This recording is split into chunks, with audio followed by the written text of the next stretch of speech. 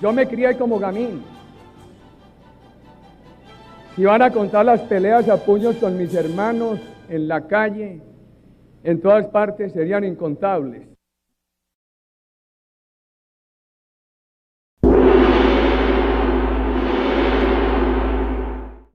Hemos ejecutado la operación Jaque.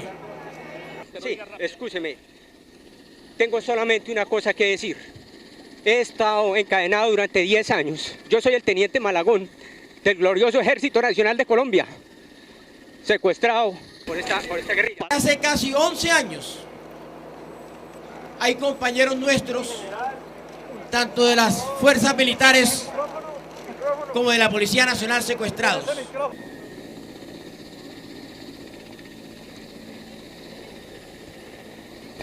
Bueno, por política del canal no podemos transmitir, no podemos dejar transmitir al grupo de prisioneros. Esta operación Jaque, que la iniciamos en el mes de junio, concretamente como tal,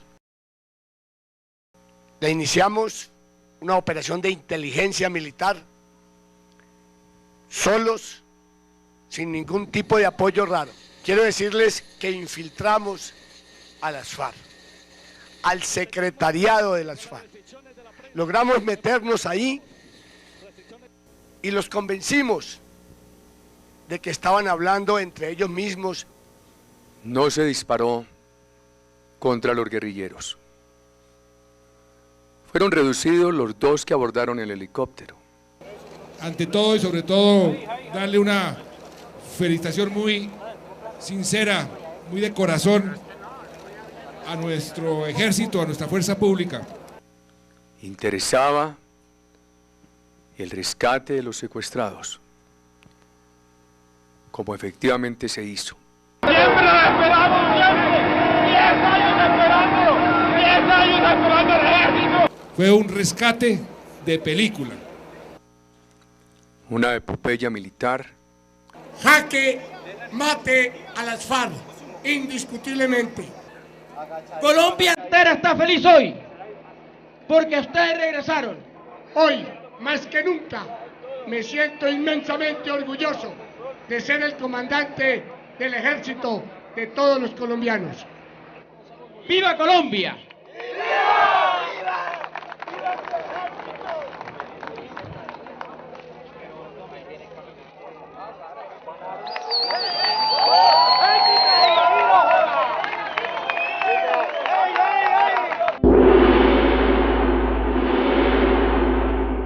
¿Debajo de qué? ¿3 metros bajo tierra? No hubo tiempo. No, señor. Presidente de la República de Colombia me llamó para informarme que en un encuentro armado entre el ejército colombiano y la FARC, una columna de la FARC había huido hacia territorio ecuatoriano, había continuado disparando y las Fuerzas Armadas colombianas habían tenido que defender. ¿Reyes murió en territorio ecuatoriano? Reyes murió como lo que era, un terrorista. Pero si se le pidió permiso al gobierno ecuatoriano, general.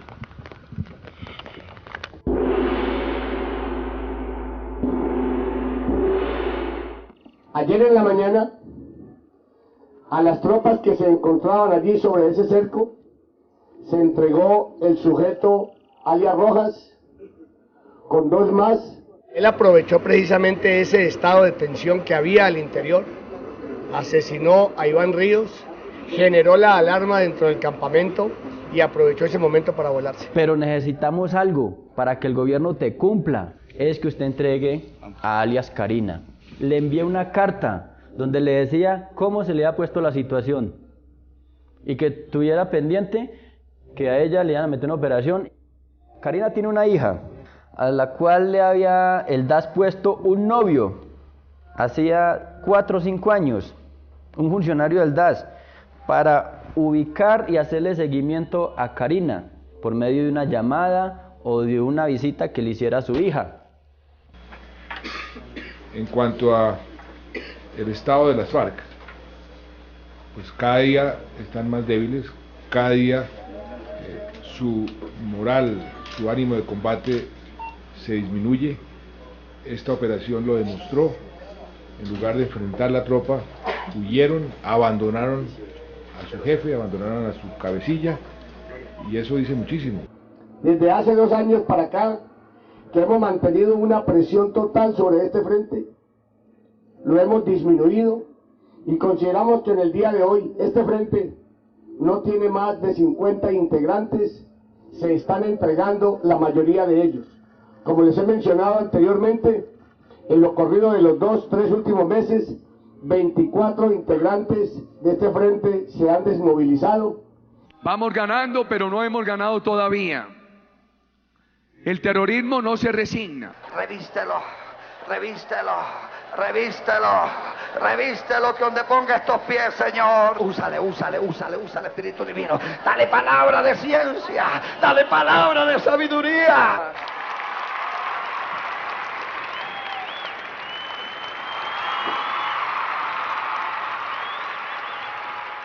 El presidente Uribe, yo creo que a él le debemos dar gracias, porque si no es por él no estuviéramos acá hoy en día en el campo. Los colombianos nunca más tendremos un presidente como él, ni si lo mandamos a hacer. Por Uribe, por eso es que voy a votar, no hay más nadie. Ella también va a votar por él, todos nosotros. Por el presidente. ¿Por qué? Porque él es el que está viendo por los pobres. Le agradezco al presidente que votó, nos dio casa en el barrio popular de aquí. Y si es de votar por él, voy y votamos. Nosotros debemos respaldar la candidatura del doctor Álvaro Uribe Vélez en la reelección presidencial. La juventud colombiana lo apoyamos en su plan de gobierno para que todos juntos podamos encontrar la paz. Que seguiré sus pasos porque yo quiero ser presidente de Colombia. Muy bien.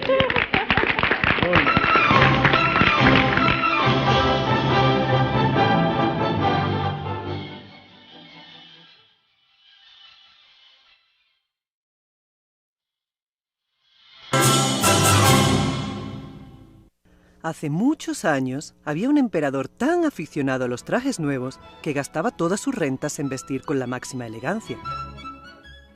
Tenía un vestido distinto para cada hora del día, y de la misma manera que se dice de un rey está en el consejo, de nuestro hombre se decía, el emperador está en el vestuario. Una vez se presentaron 2 truhanes que se hacían pasar por tejedores, asegurando que sabían tejer las más maravillosas telas.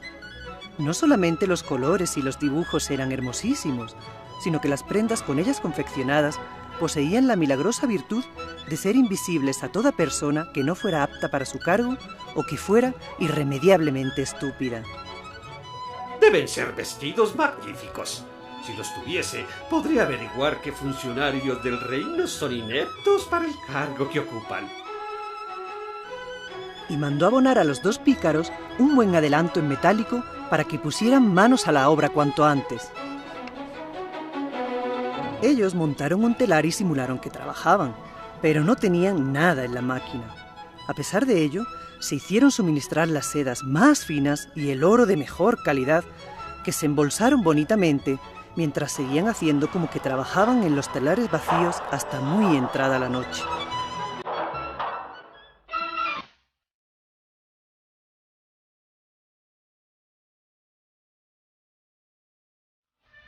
A ver, yo creo que ya el que yo fui el fundador de las Convivires quedó suficientemente claro. Las autodefensas inicialmente fueron un fenómeno que fue creado como grupos de autodefensa por grupos de ganaderos en aras de una autodefensa, es decir, de protegerse de los abusos de la guerrilla. Acabar con las bases de la guerrilla y de la subversión y de la insurrección y el descontento y de todo lo peligroso, a cambio, ¿no es cierto?, de permitir el narcotráfico. A ver, me tocó coordinar esas actividades porque era un programa de gobierno del hoy presidente Álvaro Uribe Vélez. ¿Y usted dice que hoy no son paramilitares las Convivir tampoco? No, y le comento, mire, en Antioquia funcionaron legalmente 69 Convivires.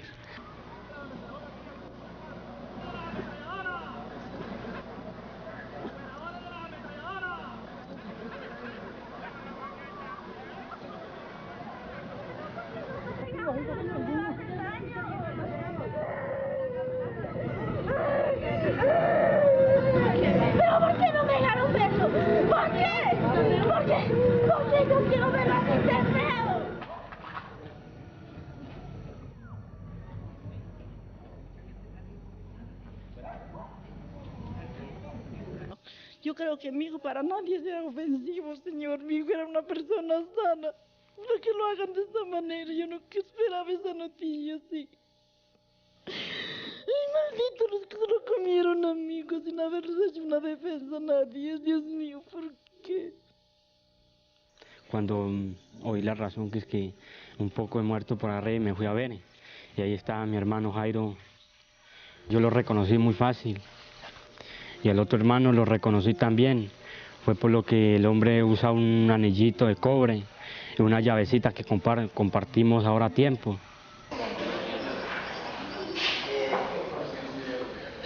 Cuando llegó uno de los hijos y me tocó, ¿no? Dijo que se llevaron a Luis, el hijo, ¿no? Entonces yo me paré y me vine, ¿no? Pues el hijo ya se lo habían llevado, ¿no? Y cuando ya al rato, pues la noticia era que lo habían matado. Yo, como ve usted, ya estoy viejo, yo estoy completando 73 años, ya no sirvo para trabajar para nada. Y más antes también me mataron un hijo que tenía, que era el que me ayudaba también. Y ahora me matan que era el único que me ayudaba, y ellos no tenían problemas con ninguno, porque yo no se metían con nadie, ni hablaban de nadie, debían el trabajo.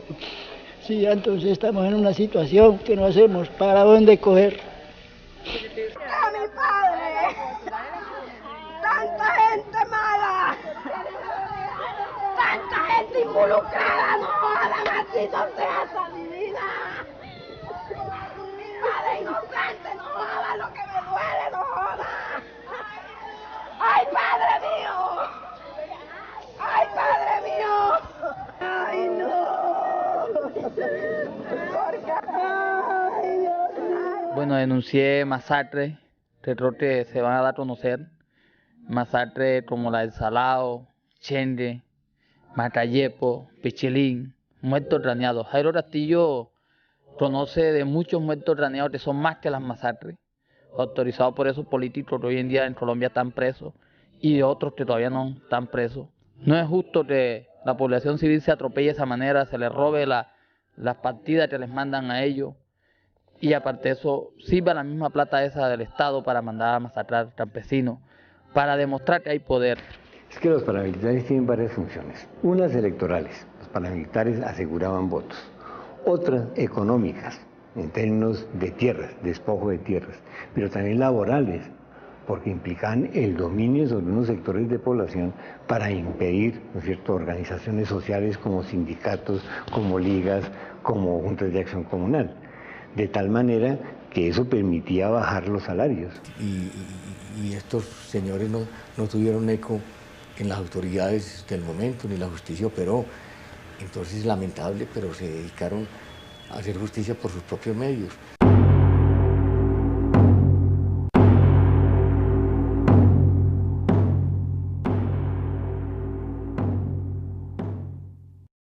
Muchos de los que atacan al gobierno diciendo que el presidente es paramilitar, en el fondo lo que están es muertos de la rabia. Él me dio las decoraciones, y se lo digo de frente, él me dio las decoraciones, me dio la felicitación, y simplemente yo le digo al país, esperen el video, las fotos, y yo presento eso. Ahí tuvo Salvatore Mancuso, Carlos Castaño, el gobernador de Antioquia, que era Álvaro Uribe, el hermano Santiago Uribe, y unos ganaderos. Yo no necesito beneficio porque ya pagué la condena que estaba condenado. ¿Cómo la gente en la calle le va a creer a un delincuente como usted que asesinó tantas personas mientras estuvo en las autodefensas? No, eso es normal, que un delincuente juzga un corbata blanca sabiendo que uno habla la verdad, como el señor Uribe. Él quiere callar a todo el mundo.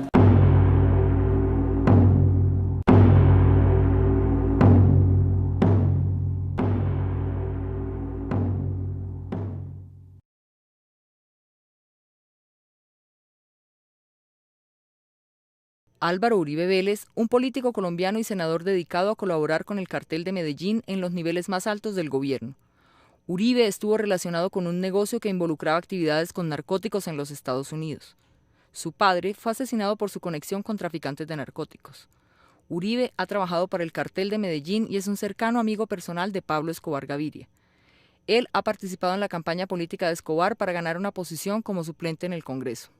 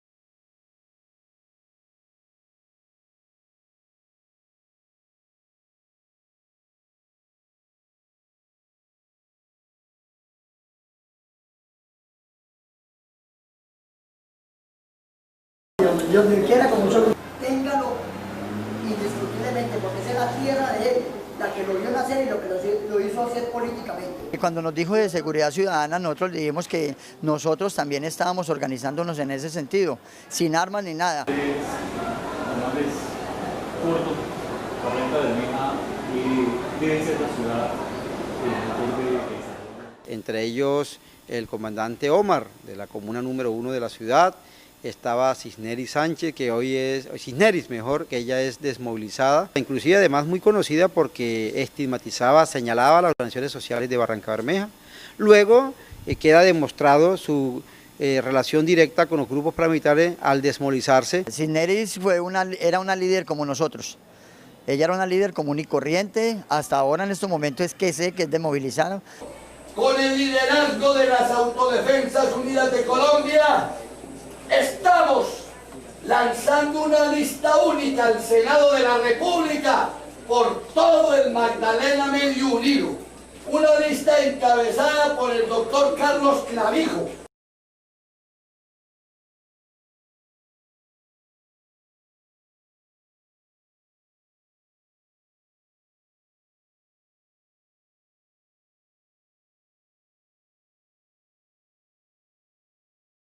Apreciados amigos de Puerto Berrío, un saludo muy afectuoso.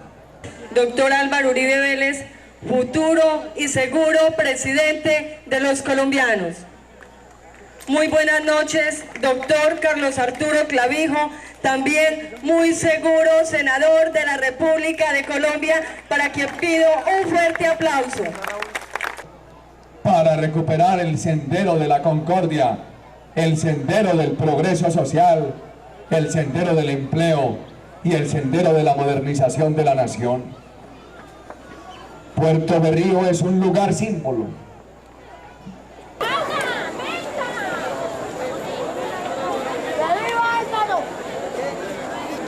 A todos mis afectuosos saludos, estoy muy contento de encontrarme en esta reunión que es de vida. Todos los caminos conducen al presidente de la República. No hago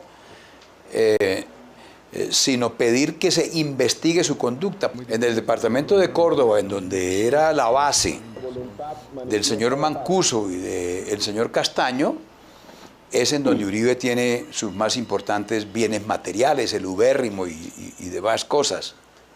Los paramilitares, en boca de Mancuso, en boca de Castaño, como yo lo denuncié en la Fiscalía, invitaron a votar por la presidencia de Álvaro Uribe. La Hacienda La Carolina era un centro de comunicaciones de un grupo paramilitar denominado Los 12 Apóstoles, hacienda que es propiedad del actual presidente de la República. Mario Vélez Ochoa, Juan Diego Vélez Ochoa, Roberto Luis Vélez Ochoa y su padre Roberto Vélez Ochoa. Estos señores son familiares de los Ochoa Vázquez, del cartel de Medellín, y al mismo tiempo familiares del presidente de la República. ¿Y por qué en esa región había ese grupo paramilitar con miembros de la familia del presidente, igualmente ligados a los Ochoa Vázquez? Tengo que decir que sus esfuerzos no han sido tan contundentes como usted hubiera esperado. Yo creo que Colombia no se decide a dar esa negociación, a coger el toro por los cuernos, a saber y a sacarle al narcotráfico cuál es la estructura política y económica con la que cogobierna Colombia, porque no se siente con la autoridad moral de hacer esa negociación.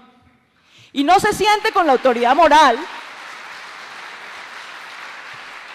porque evidentemente no la tiene, porque un gobierno y un Estado que tiene sistemáticamente a más representantes del narcotráfico dentro de su coalición de gobierno no tiene la autoridad moral para hacer esa negociación y teme hacerla, y teme que si la hace lo señalen de estar encubriendo al narcotráfico.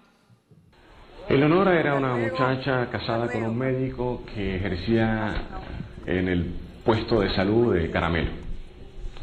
Nosotros la apoyamos para que fuese elegida a el Consejo de Tierra Alta. De allí luego la apoyamos para que fuese electa y saliera a Cámara de Representantes. Ella no tenía ninguna posibilidad de salir electa a Cámara de Representantes sin el apoyo de la autodefensa. Nosotros, las autodefensas, en alianza con esta población, teníamos la capacidad de elegir a los congresistas que realmente representaran los intereses de la población, que son los mismos intereses de la autodefensa. Así que por eso sacamos una muchacha, una señora como Eleonora, sin ninguna representatividad campesina, sin ninguna opción o posibilidad de llegar al Congreso, y la hicimos congresistas con la mayor o la segunda mayor votación que hubo en Colombia al Congreso de la República. El 35% del Congreso fue elegido en zonas donde habían estados de autodefensa.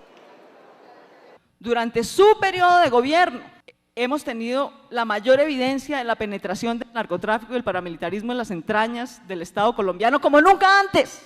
En 1982, señor presidente, el narcotráfico tenía 2 curules y menos del 1% de los votos del Congreso. En el proceso 8000 descubrimos que el narcotráfico tenía más o menos el 8% de las curules y ya representaban casi el 12% de los votos. En la parapolítica, señor presidente, hemos descubierto que el narcotráfico y el paramilitarismo tenían el 32% de las curules del Congreso. Iban ya en 2 millones de votos.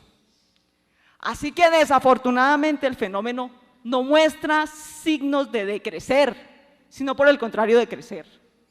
Nosotros llamamos a Mario Uribe, básicamente yo le dije a Eleonora que quería conversar con el doctor Mario Uribe para exponer lo que yo visionaba de un proceso de negociación. Mario Uribe, ¿cuál fue lo que hablamos en esa reunión con él? ¿Tú estuviste con él en esa reunión, no? Sí, eso fue en Capilla, pero eso no fue mucho. ¿Eso en qué año fue? En el año, cuando la campaña del Congreso, en el año 2001. Más bien hablando de que él estaba pues, en el departamento o algo así, que él estaba aspirando, que él estaba aspirando y que iba a votar conmigo para Cámara. Fuimos a hacer un acuerdo para qué, para decirme que él iba a apoyarte a ti para Cámara en los sectores esos de Montelíbano, Sagún. Dijo usted, cito sus palabras, que hacían parte de una coalición de gobierno que apoyaba una gestión legislativa y que usted se sentía tranquilo de demostrar esta gestión legislativa ante el mundo. Señor presidente, déjeme usar un término coloquial, no hay almuerzos gratis. Nadie da apoyos gratis y menos en la política. A todos los congresistas que nos han apoyado, que mientras no estén en la cárcel, a votar las transferencias, a votar la capitalización de Ecopetrol, a votar la reforma tributaria, porque nosotros, esa trampita de que yo no les puedo pedir el voto porque es inmoral, pero eso sí, que la oposición nos deje sin aprobar esta agenda legislativa, de ninguna manera, de combate somos. No le salió gratis al gobierno de Ernesto Samper el apoyo de los congresistas del proceso 8000 y no le ha salido gratis al país y a su gobierno el apoyo a su gestión legislativa de los parapolíticos en el Congreso. No tenga duda de eso. Entonces yo sí le insisto, esos son los hechos, como ciudadana ya, no solo como analista. Tener vínculos con grupos armados ilegales impide, de hecho, ejercer funciones de dignidad dentro de la democracia. Él necesitaba el apoyo de ese grupo de políticos que terminó siendo detenido, entonces buscó ese apoyo a través de mí porque yo había trabajado en sus campañas, participé del fraude electoral y todo.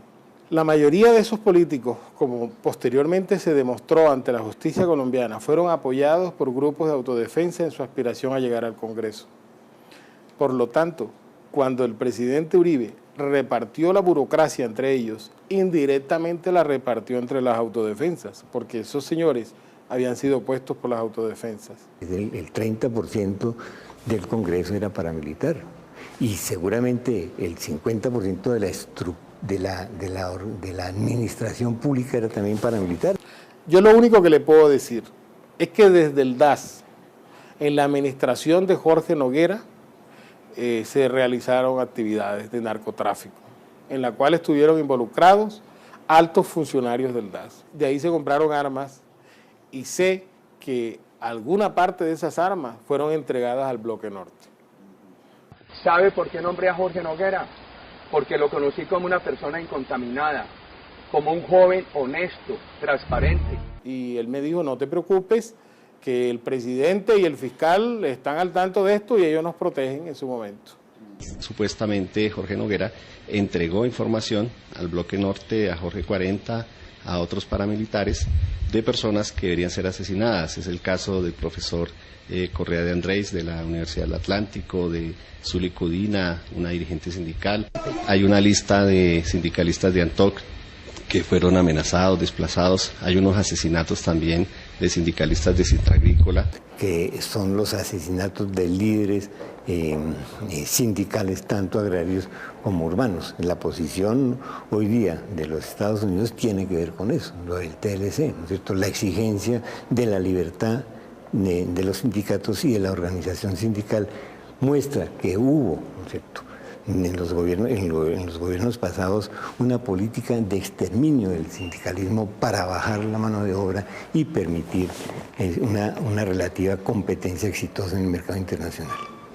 Se está viendo hoy día el INCODE, en la registraduría, ¿cómo se llama?, en la oficina esta de administración de bienes de los narcos, me olvidé el nombre, de estupefacientes. Es decir, en muchísimas partes estaban metidos ya. Así que seguramente en la banca también, en la industria, en la bolsa. Entonces era peligroso. El grupo de los chanceros que financiaron la campaña del presidente Uribe responden a las órdenes de Nilce López Lagata a través de varias de sus empresas. Que eso es mentira, eso son montajes y calumnias y estoy segura que eso no existe ni en ninguna fiscalía ni en ninguna parte, porque yo nunca he financiado grupos paramilitares y menos para masacre. A Lagata las indican muchísimas confesiones y testimonios de paramilitares mismos en la comisión de masacres, complicidad y financiación del paramilitarismo. Yo ni financio grupos paramilitares, ni tengo dinero sucio, ni financié la campaña del doctor Uribe. Ojalá lo hubiera podido hacer, que con mucho gusto lo hubiera hecho. Lagata pidió mi cabeza, le pidió a Monor y me mataran. Y hubo una reunión en Trapilla, fueron muchos comandantes de la autodefensa, hablaron por mí. Y el mono me perdonó la vida y ahí conocí yo a Lagata. Entonces Lagata me llamó a Mandy, yo fui con Pitufo, alias Felipe. ¿Cómo patrocinaron la masacre en Salado? Como la señora Nilce López, alias Lagata, que está detenida hoy en día. Esa vez le entregó 30 millones de pesos a Felipe y le dijo, quiero los trabajadores cuanto antes. El estilo de mis enemigos, el grupo paramilitar en Colombia, y el gobierno colombiano le hace parte de ese grupo.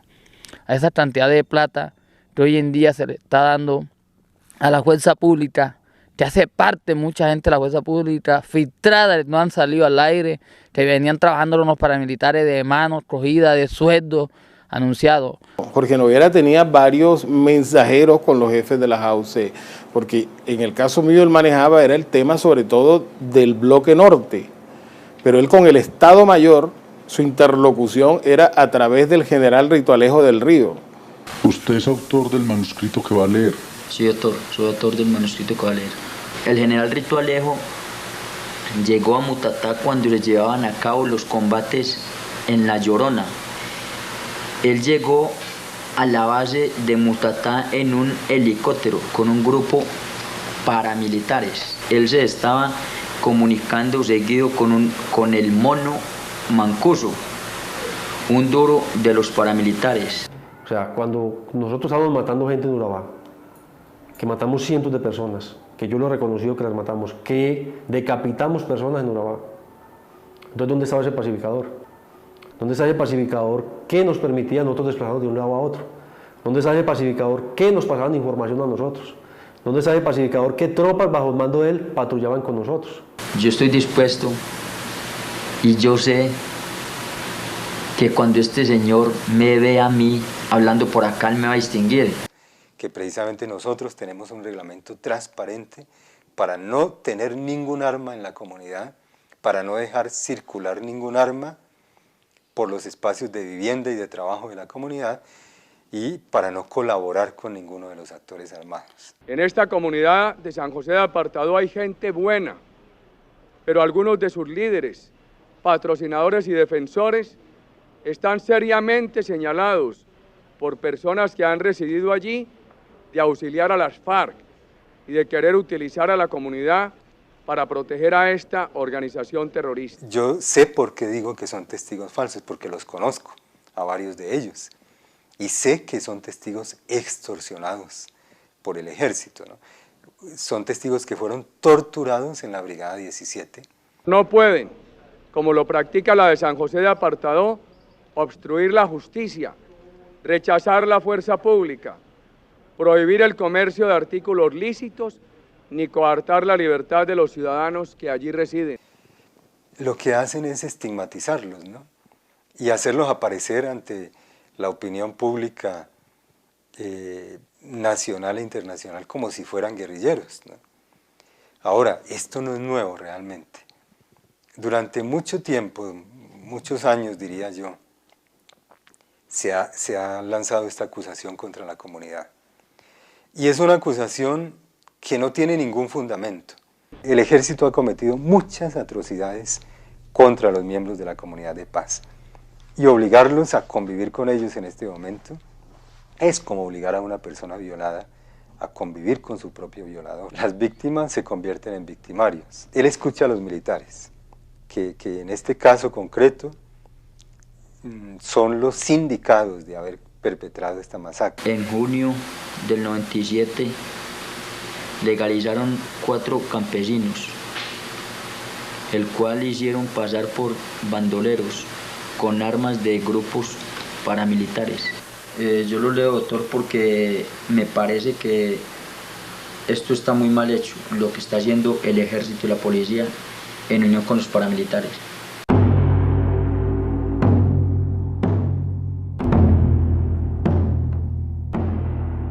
Porque van a seguir los mismos empresarios apoyando grupos, porque los empresarios que apoyan solamente les interesa el dinero. Vamos a seguir con las mismas fuerzas públicas apoyando por el desespero de resultados, ya que los presionan para que den resultados. Mira lo que le hicieron a mi papá, ¿qué es esto? Ay, no, Lo que le hicieron a mi papá. Esta es la ley, esta es la puta mierda que le hablaba en la que vivimos, ¿cierto? Esta es la puta mierda en la que vivimos. Vení, registra todo esto. Registra armas, por favor. ¿Dónde están las armas? ¿Dónde están las armas que dicen que hay aquí? ¿Dónde están las armas? ¿Dónde? Registra todo esto, por favor. ¡Mía, le hallaron la pieza! ¡Mira! ¡Le arrancaron el tornillo! ¡Lo sacaron de acá! ¡Mira! ¡Lo sacaron de aquí! ¡Mira! Le arrancaron el cuerpo, lo sacaron de acá y lo mataron afuera. Nosotros estamos denunciando a los 11 militares que desarrollaron el operativo. Entre esos militares está Manuel Arturo Pavón Jaimes, que era quien comandaba la patrulla. Ahora, desde hace mucho tiempo, es mayor del Ejército Nacional. Inicialmente hubo un decreto que se conoce como el decreto Boina, que eran las bonificaciones para operaciones de importancia nacional, en la cual a miembros de la tropa se otorgaban importantes sumas de dinero por dar de baja personas reportadas como miembros de la guerrilla. Lo que no se le contó al país es que después de haber derogado el decreto se mantuvo de manera secreta una directiva que mantenía estas mismas remuneraciones económicas por presentar personas como dadas de baja en combate.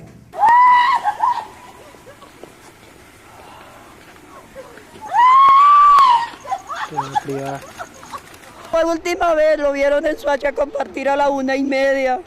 Allá en Ocaña me dicen que él apareció muerto a las 4:30 de la mañana el martes. ¿Por qué? ¿Por qué?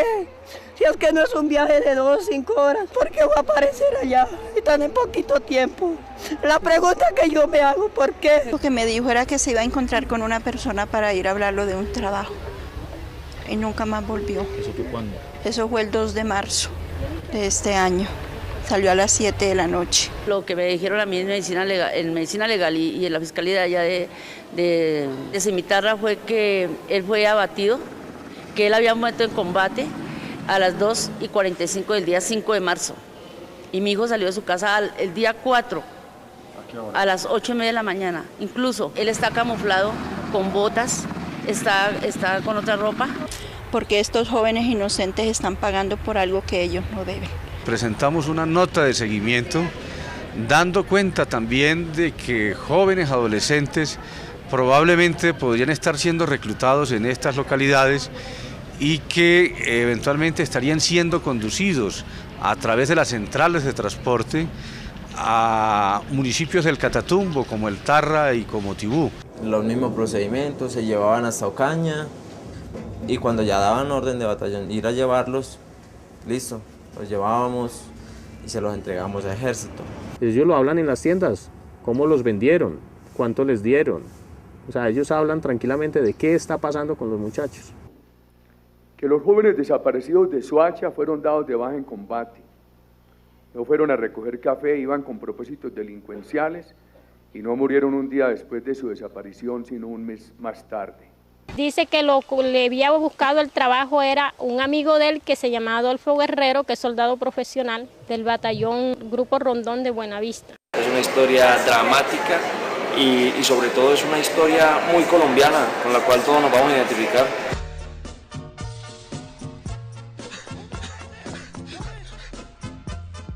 Lo mataron en el sector de la S y lo vistieron, le pusieron armas. Él era ingeniero civil, trabajaba, tenía varias obras. Ellos lo enterraron como NN, pero ellos sabían que él no era ningún NN porque ellos le quemaron los documentos y quemaron todo lo que él tenía. Matan las personas, las ponen como falsos positivos y el gobierno les da licencia para irse y fuera de eso les da plata para que se vayan para la casa.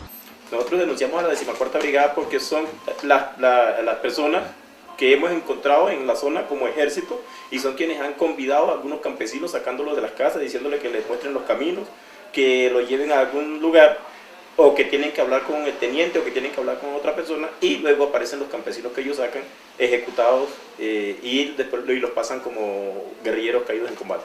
Bueno, el Ejército los lleva, los asesina y hace un campo de batalla, ponen unas armas a disparar y luego los presentan como guerrilleros uniformados y con un fusil que según dicen ellos solo lo portan las guerrillas. A los campesinos tienen que sacarlos de cualquier manera, a como toque. Entonces el gobierno de Uribe ha utilizado dentro de su seguridad democrática al ejército, vistiéndolo de civil para que mate a los campesinos y en algunos casos vistiéndolo de águilas negras, para que maten a los campesinos, para que desalojen el territorio y no hay que darle nada a los campesinos en contraprestación por sus bienes o por sus fincas o por todos los ganados y lo que tienen los campesinos en la zona.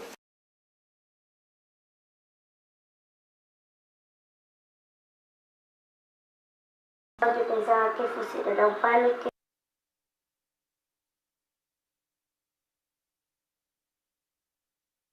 pusieron a un señor a hacer el hueco, que ahí lo iban a enterrar a él con la mujer y que él tuvo que arrodillársele para que no los mataran. El niño presenta 3 impactos de bala en la cabecita.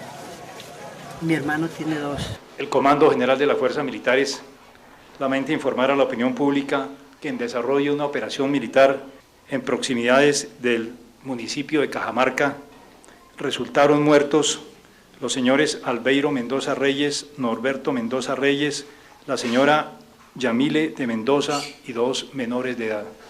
Estaban pues ahí todos tirados, ensangrados. El niño quedó encima de ella lo tenía abrazado. Y quiero que haya justicia en esto, porque mi hijo no es guerrillero ni tampoco es hijo de un guerrillero. Es hijo de un padre muy humilde, como lo soy yo con todos mis hijos. Y es un niño, porque es un angelito de escasos 14 años. Me lo quitaron. Y quiero que esto se haga justicia, porque esto no se puede quedar así. Esa criaturita pequeñita, ¿será que creen que será un guerrillero? No creo.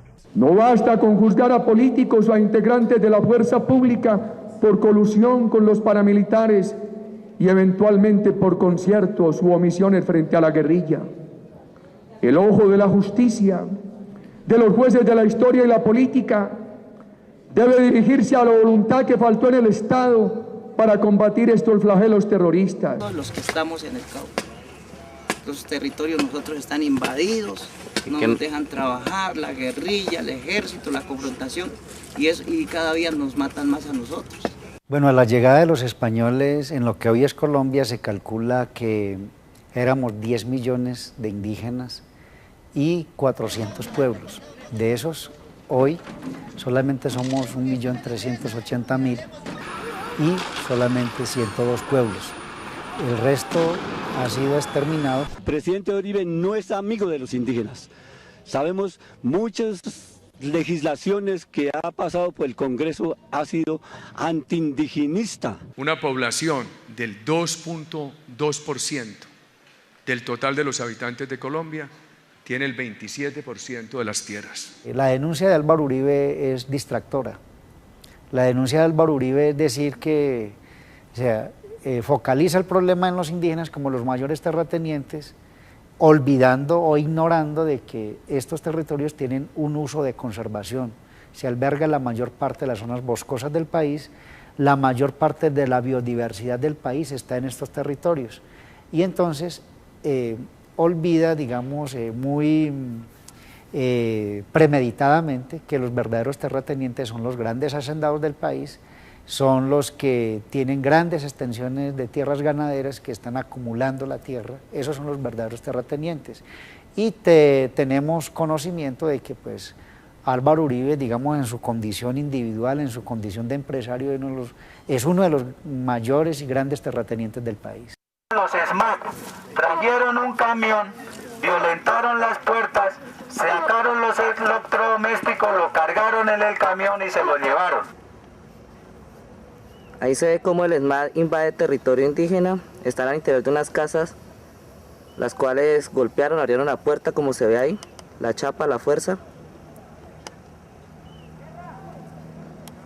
Los antimotines, porque a ellos fue que encontramos ahí todos adentro. Nos dejaron sin mercado, ahorita no tenemos ni siquiera ni que darle comer a los hijos. Claro. ¿A qué hora llegaron el SMAT a hacer esos daños? Ellos se entraron ahorita yo le ayudo a anteayer, un lapicero y un papel. Y hoy por la mañana también. Pues, anteayer habían dejado un poquito de cosas, pero ahora sí acabaron fue con todo.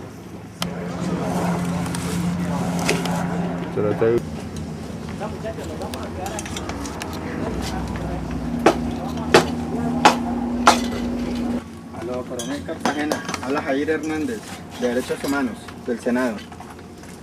Y pues la idea es que los SMAT salgan fuera de la vivienda porque ahí está el señor de la casa, que es un guambiano. Ese señor está tan desesperado, mío, que saca de corta las venas. Y nos corren con armas ellos. Nosotros con garrote o piedritas, así nomás. Uno qué hace.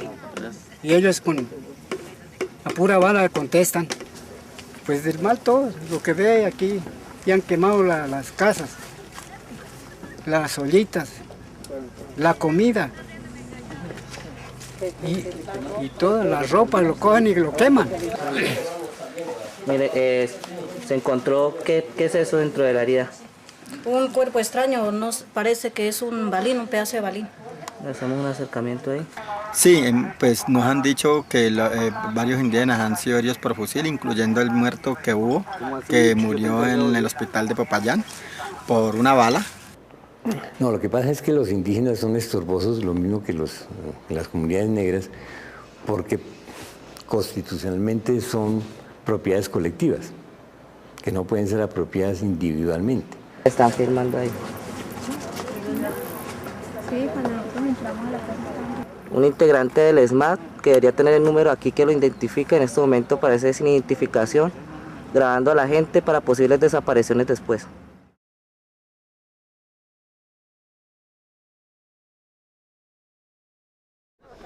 Bueno, como ustedes se darán cuenta, estamos todos los hombres de la estructura del bloque Catatumbo concentrados hoy aquí en Campo 2. La voluntad es total para que solo el Estado de Derecho y sus autoridades legítimas sean de ahora en adelante quienes ofrezcan y brinden seguridad a los ciudadanos. Hace algunas semanas, cuando hablé con el doctor Luis Carlos Restrepo y con la Comisión Exploratoria, se definió claramente: la zona de concentración es necesaria para poder tener la seguridad de que allí están ubicados y de que va a haber veeduría internacional, pero no puede ser zona de distensión. El terreno, el área de la patria que se defina como zona de concentración tendrá la presencia plena de las instituciones democráticas. De allí no saldrá representante alguno de las instituciones democráticas. Bienvenido a la civilidad. Su defensa le pidieron al gobierno la semana pasada que ante estos gestos de paz que ellos llaman, interceda para que se congele la orden de extradición contra Carlos Castaño, por ejemplo. Bueno, ese tema hay que examinarlo a la luz de la Constitución, a la luz de la ley. Entregamos todas las armas, incluida la mía, todos los hombres, toda la estructura del bloque Catatumbo. ¿Y qué va a pasar con eso? Los paramilitares entregaron estructuras artificiales, es decir, de los 30.000 que se entregaron, 20.000 eran reclutados al efecto, es decir, reclutados para los paramilitares para entregar las armas, ¿no? Y recibir subsidios. Pero las estructuras fuertes, militares, digamos, de tradición, esas no se entregaron, esas siguen funcionando, salvo unos 2.000 o 1.500 hombres que han entregado armas y que han sido judicializados. Pero la mayoría, la estructura básica militar no fue entregada, porque esa estructura básica militar es la estructura del narcotráfico, esa no se entrega. Y avanzo hacia la desmovilización de las autodefensas, del Catatumbo, mías y del resto de autodefensa, como un compromiso por la construcción de la paz de este país. Yo quiero ser claro, Mancuso no puede, pues está inhabilitado por 5 años judicialmente. Creo que Ernesto sí, porque no está juzgado, ¿cierto, Ernesto? Es decir, tú no estás condenado, ¿no? Yo no estoy condenado por paramilitarismo, pero eso sería indultable. ¿Y lo mío no sería indultado? No. Lo de Ernesto sí, porque es por paramilitarismo, entonces eso lo asimilaríamos al delito político. Ahí no va a haber perdón y olvido, la justicia va a operar, se van a esclarecer completamente los hechos, va a haber condena, el único camino que hay no es el de la cárcel.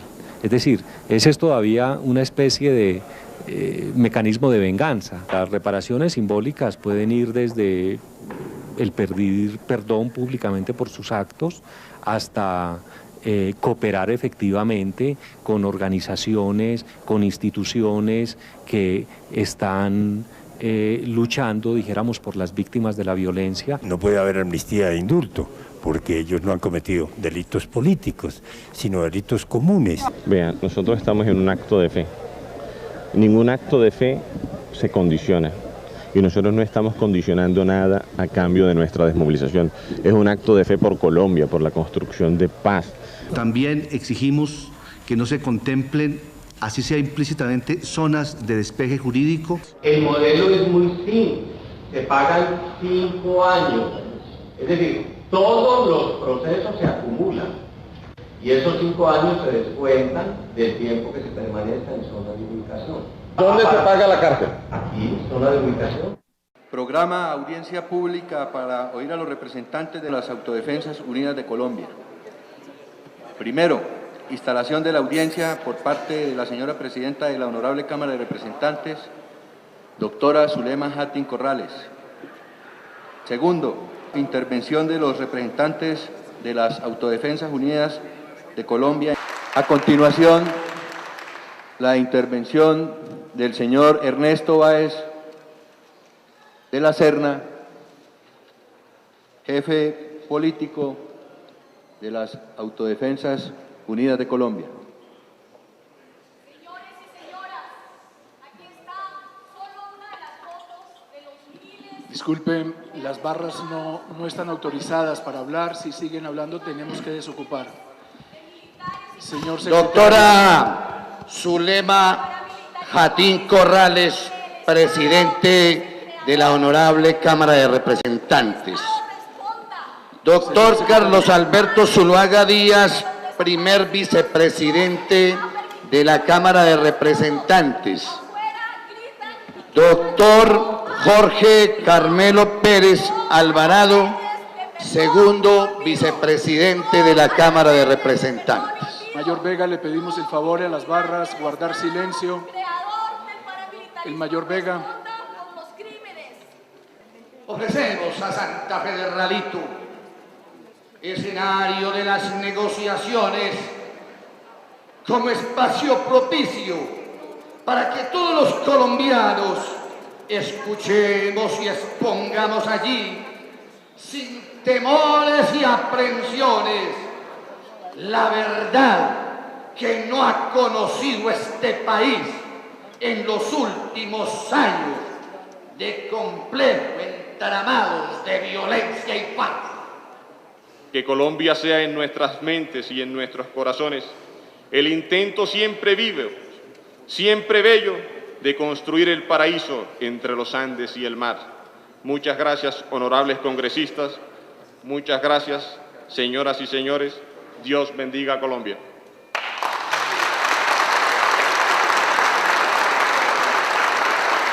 Lo que nosotros consideramos es que este es un acto supremamente indigno, un acto en el cual se postra el país ante sectores que han provocado tanta sufrimiento y tanto dolor en Colombia.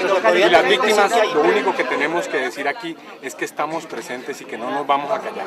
Vamos a exigir nuestros derechos a la verdad, a la justicia y a la justicia. Hemos sentido dolor, hemos producido dolor, son acciones que nos hacen hacernos un cuestionamiento interno por nuestra vida, por nuestra educación cristiana. Hombre, el abandono en el que dejamos a nuestra familia, a nuestros padres, a nuestros amigos, las consecuencias duras del conflicto. Vea, nadie sabe lo duro que ha sido el camino que hemos tenido que recorrer para llegar hoy hasta aquí, hasta la desmovilización. Solamente nosotros que hemos tenido que padecer las consecuencias sabemos cuáles han sido los sufrimientos. Ahora, lo que es cada día más evidente, y se notan las declaraciones de HH, de Mancuso, de este otro, el alemán, del Tuso Sierra, etcétera, etcétera, es que fueron traicionados, ¿no? Ellos se sienten traicionados. Y naturalmente eso implica una especie de chantaje, ¿no? a la gente que los protegió, los armó y los apuntaló. Que nosotros sabemos mucho, así que traten de no estrujarnos mucho porque sabemos mucho y podemos hablar.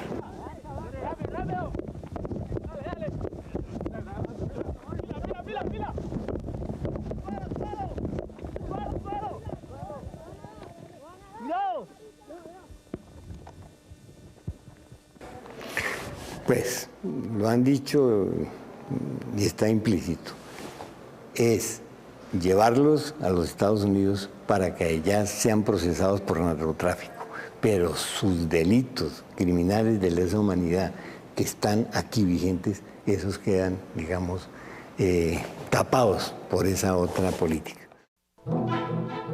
Enviaré a mi viejo ministro a que visite los tejedores.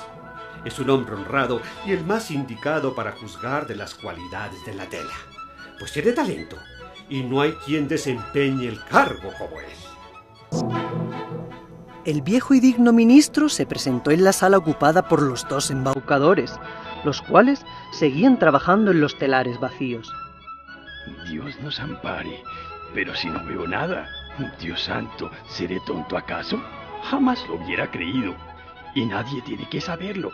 No puedo decir que no he visto la tela. ¿Qué? ¿No dice su majestad nada del tejido? ¡Oh, precioso! ¡Maravilloso! ¡Qué dibujo y qué colores! Desde luego, diré al emperador que me ha gustado extraordinariamente.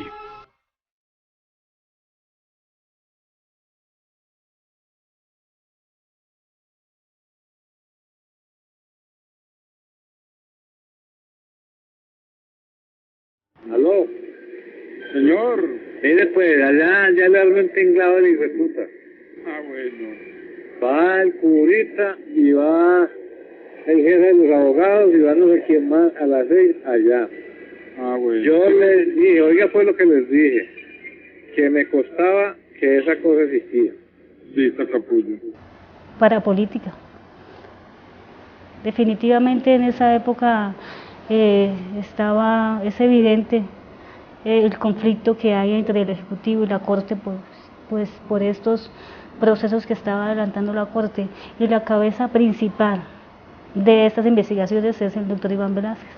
Si estas personas del gobierno encontraron que efectivamente era intrascendente, insignificante, lo que finalmente el 23 de abril le entregaron Job y Diego Álvarez, ¿por qué entonces nunca le informaron a la Corte que los paramilitares estaban haciendo algo contra la Corte?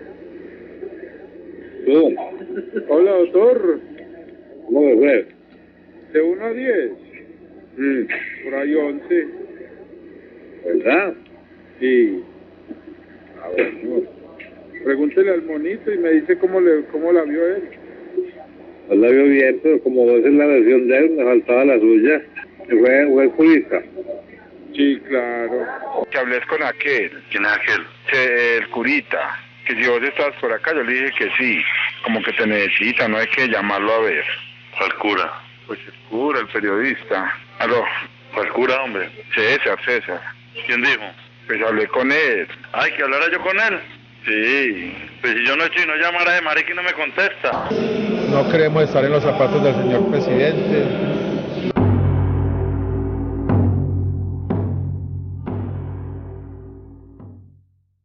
No solamente arrollar a la Corte Suprema de Justicia, sino hacerle perder credibilidad, intimidar a la Corte Suprema de Justicia, intimidar a la Fiscalía, que por supuesto ya está del lado de él. Aquí venían órdenes del Ejecutivo, donde pedían que se investigara a estos magistrados de la Corte Suprema de Justicia, vulnerándose así el derecho fundamental de la intimidad de estas personas. Se ordenaron averiguaciones sobre las transacciones que hacían estos magistrados, sobre los bienes que adquirían o que adquirieron, sobre los movimientos bancarios que se hicieron, y eso es una información reservada. Se realizaron reuniones en el mismo DAS, en Palacio, y todos pidiendo información al respecto. Y entonces, ¿cómo desconocer la gravedad de esta conducta cuando esos funcionarios públicos que están al servicio del Estado encaminan sus actividades a realizar estas clases de actividades delictivas? Estimo que esas interceptaciones constituyen un gravísimo atentado contra la independencia y la autonomía de los jueces, de todos los jueces de la República y de la Corte Suprema de Justicia. Esta es una gigantesca operación de complot, de guerra sucia, que organizaron en la Casa de Nariño. Me parece que también es un hecho muy grave, toda vez que es un organismo del Estado que depende del señor presidente de la República. Ha sido norma de este gobierno decir las cosas rapidito y con absoluta franqueza, sin que la prensa tenga que reblujar con ganzúa la verdad. Porque no es posible que desde hace 5 meses ellos hubieran tenido noticias, si fuese tangencial por mi parte, de lo que estaba ocurriendo, y resulta que tuvieron que venir primero los medios, crear el escándalo, antes de que las autoridades tomaran cartas en el asunto. Pero no solamente contra los magistrados de la Corte Suprema de Justicia, sino contra 2 honorables senadores de la República. Se infiltró el teléfono de la senadora Piedad Córdoba. Se hicieron seguimientos dentro y fuera del país. No me cabe ninguna duda que el motivo que llevó a agentes del DAS bajo órdenes superiores a seguirme, interceptar mi teléfono e investigarme es el paramilitarismo de Antioquia, que tenía muy nervioso al gobierno colombiano, que José Obdulio estaba al tanto de lo que íbamos investigando dentro de mi oficina en el Congreso de la República. Por ejemplo, en el caso del doctor Petro,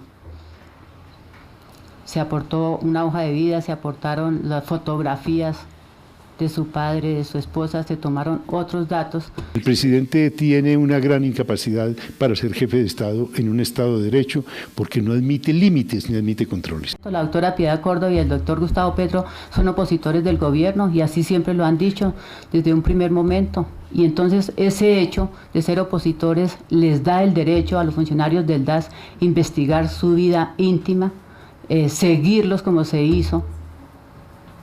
¿Para qué?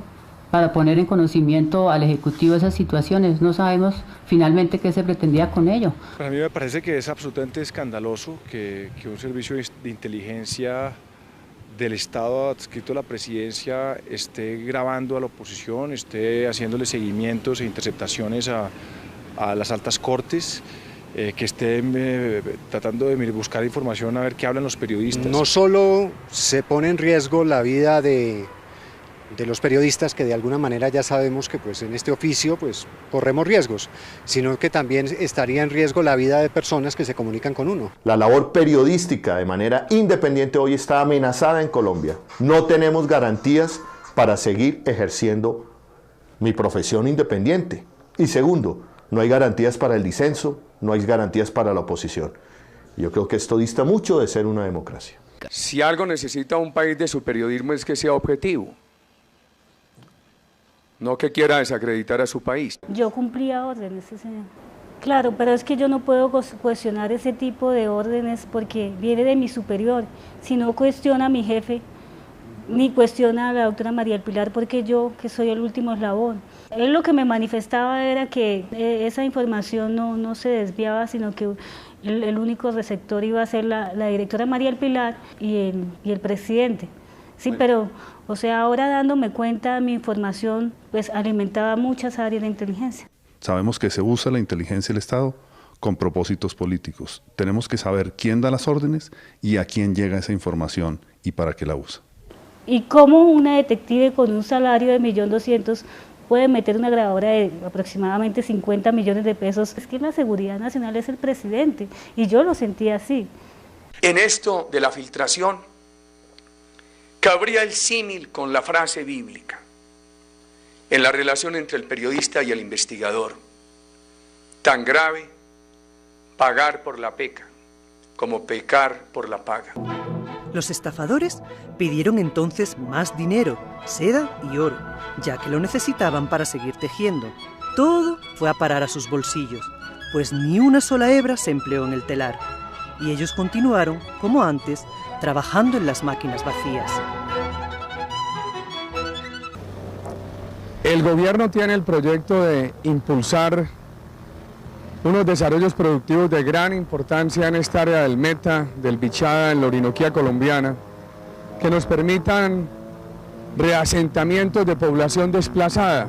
Hay un proyecto inicial para instalar aquí 1.000 familias de desplazados, con unos proyectos productivos importantes que les garanticen calidad de vida.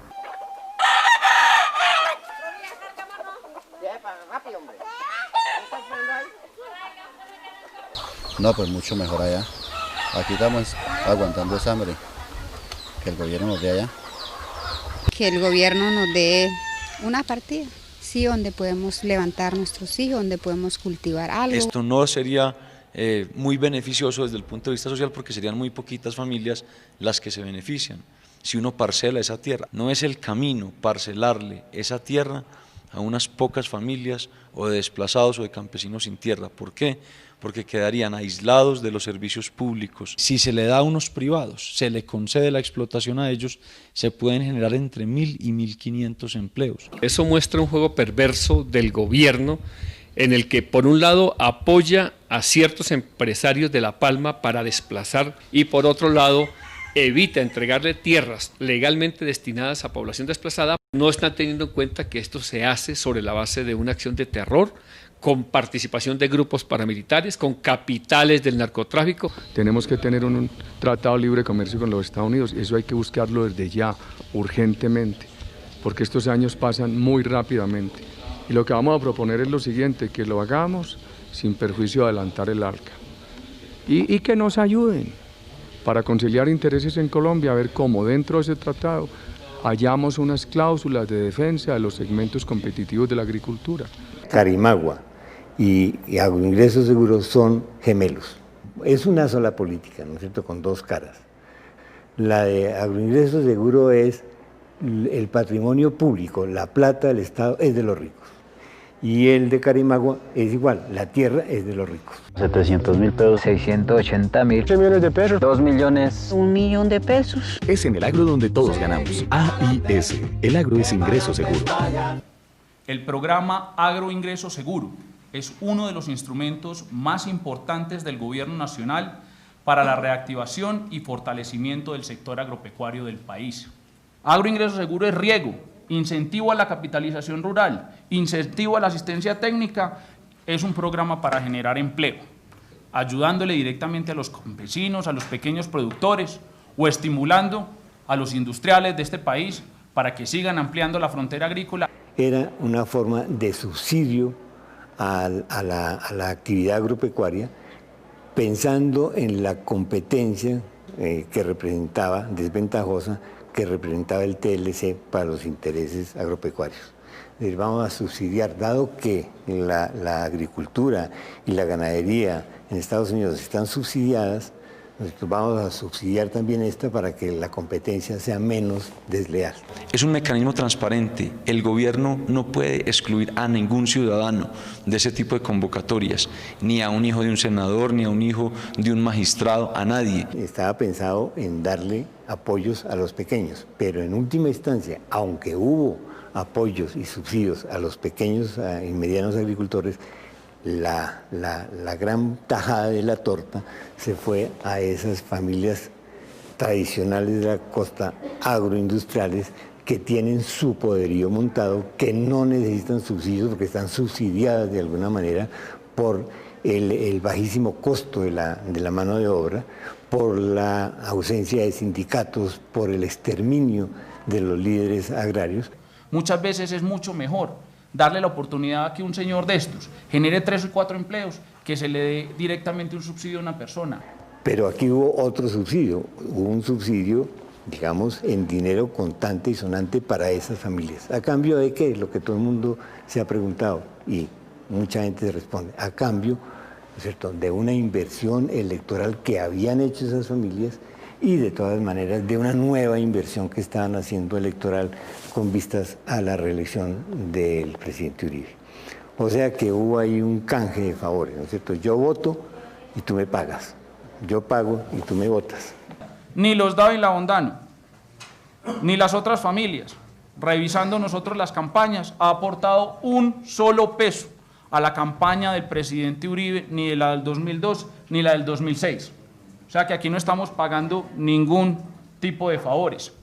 Con respecto a unas familias del Magdalena que fueron beneficiadas por este programa, se reitera que dichas personas han participado cumpliendo con todas las condiciones técnicas y requisitos legales, igual que los otros 33.424 beneficiados, de los cuales cerca del 90% son pequeños y medianos productores.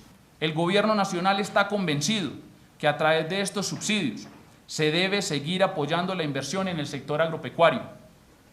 De esta manera, los colombianos pueden tener la certeza que los recursos públicos no se han destinado a comprar carros lujosos ni apartamentos en Miami. Yo creo que el acuerdo era de poder, ¿cierto? Era de poder. Era un país modelado por esos intereses latifundistas, por esos intereses narcolatifundistas, ¿cierto? Es decir, por el modelo que finalmente se trató de imponer en Carimagua y en Agroingreso Seguro.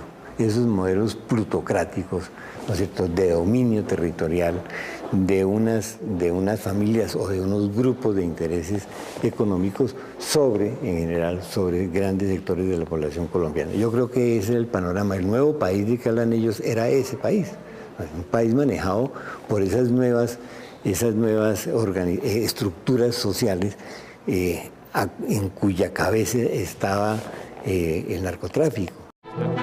Todos los moradores de la capital hablaban de la magnífica tela, tanto que el emperador quiso verla con sus propios ojos antes de que la sacasen del telar. ¿Verdad que es admirable? Fíjese, vuestra majestad, en estos colores y estos dibujos. ¿Cómo? Yo no veo nada. Esto es terrible. ¿Seré tan tonto? ¿Acaso no sirvo para emperador? Oh, sería espantoso. Oh, sí. Es muy bonita. Me gusta. La apruebo. Estos son los pantalones. Ahí está la casaca. Aquí tienen el manto. Uno creería no llevar nada sobre el cuerpo. Más precisamente, esto es lo bueno de la tela. A Colombia la está matando la pereza. Lo que tenemos que hacer en modificación de jornada de trabajo es recortar la jornada de sueño, es recortar la jornada de vacaciones, es recortar la jornada de festivos. Echó a andar el emperador bajo el magnífico palio. Nadie permitía que los demás se diesen cuenta de que nada veían, para no ser tenidos por incapaces en su cargo o por estúpidos. ¡Pero si no lleva nada! Dios bendito, escuchen la voz de la inocencia. Y todo el mundo se fue repitiendo al oído lo que acababa de decir el pequeño. Aquello inquietó al emperador, pues barruntaba que el pueblo tenía razón. Apreciados compatriotas, tengo un deseo, el deseo de poder servir a Colombia desde cualquier trinchera, desde cualquier circunstancia, hasta el último día de la vida. Apreciados compatriotas, me anima una ilusión, que nuestra democracia mejore el rumbo, pero que no abandone el rumbo.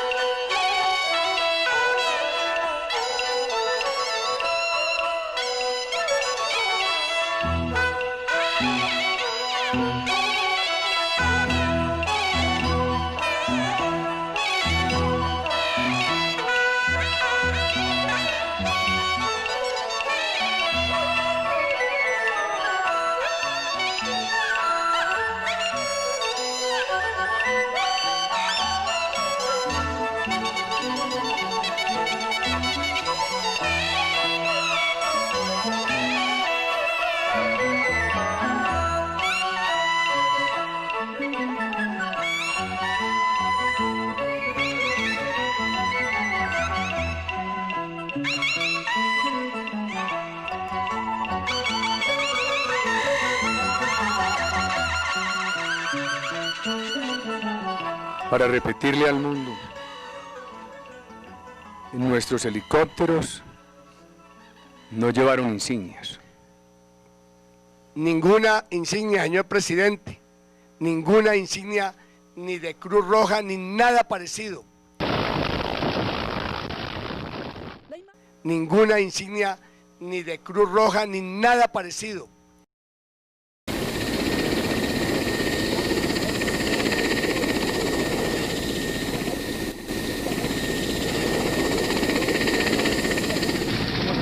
Yo poco español. ¿Bien?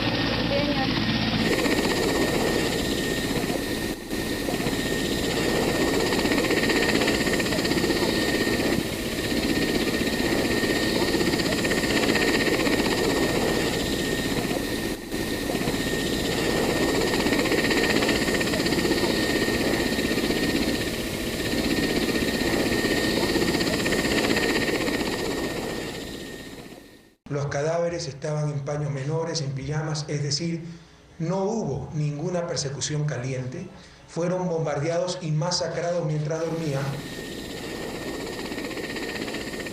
Lo que no nos habían dicho es que era un bombardeo en nuestro territorio, planificado, deliberado, ordenado por el propio presidente Uribe. Entonces todo fue mentira lo que dijo Uribe. Lo único que era cierto es que había muerto Raúl Reyes.